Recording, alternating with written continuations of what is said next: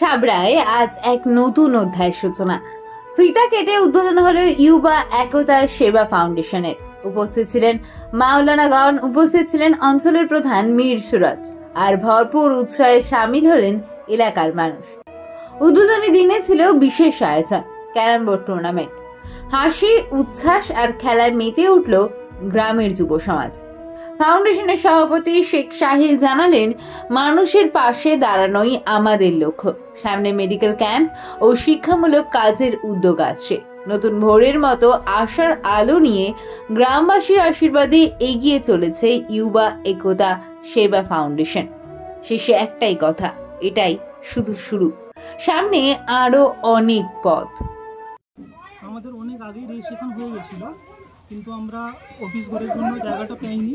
অনেক দিন পরে এই জায়গাটা নিয়ে আমরা রেজিস্ট্রেশন করার পরে উদ্বোধন করছি জনকল্যাণমূলক কাজ করার জন্য।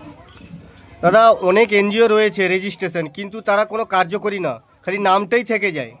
আপনাদের কি এই এনজিও কি পরবর্তীকালে কার্যকরী হবে? হ্যাঁ, আমরা সবসময় অ্যাক্টিভ থাকি।